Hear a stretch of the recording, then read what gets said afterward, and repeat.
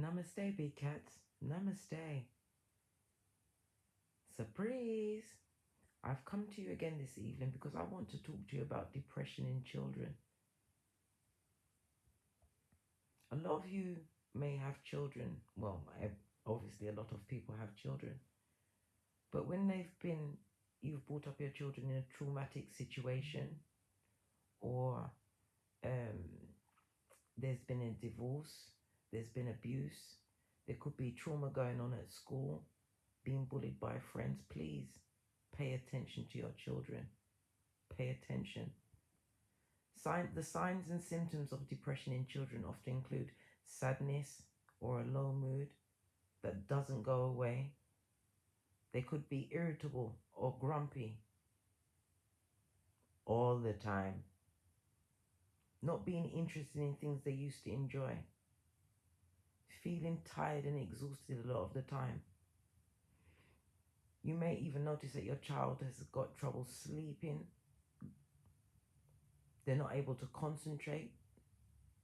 They're not interacting with friends and family. They could be very indecisive. No, they're not going to have confidence. You're going to notice changes in their eating patterns. Either they're going to be not eating enough, or they're overeating.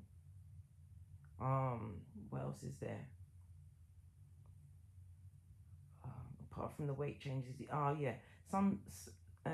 they're unable to relax, or they feel that they're lethargic. They're feeling empty, or numb, or they may even be harboring thoughts of suicide, because children do also commit suicide. Okay? Pay attention to your children.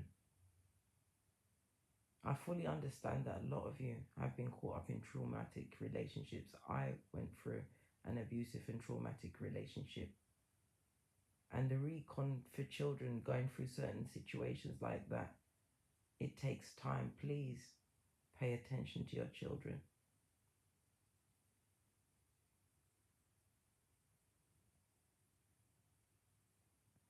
They could be having problems at school. They could be being bullied. Okay, some people may be seeing them as antisocial at school, but it's because of the depression. And because they're so young, they're unable to put their feelings and emotions into words. Please pay attention to your children. They are our future. More precious than diamonds and gold.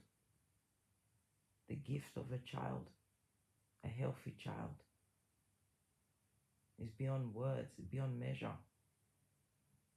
So always pay attention to your children and put their emotions and their feelings first. Don't leap from one relationship to another. Consider the feelings of your children. Don't put them in environments. You could have family members that are so mean. As soon as your back is turned, when you leave your children with them, pay attention. I know some of you are going to say, well, you know, that you don't have the money for childcare costs, but good God, there's always another way. Pay attention to your children. They are the most important thing in your life. Hey, Jacqueline, well, go on. Oracle 7100, what's going on? It's very important. Don't let your child's mental health slip through the net, because you don't ever want too late to be your cry. Pay attention to your children. You might think that, oh, their bedroom is messy. Listen, there's mess, there's messy, and there's good God, what's going on here? It could be at the point where it's at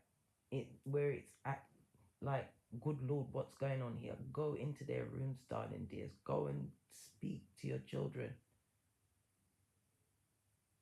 If their sleep pattern is being interrupted, I know you're not sleeping in the same room, but you'll hear them. Some of them will turn on their TVs. They'll pick up their phones. Pay attention to your children. The children is your future, and they're all you'll ever have.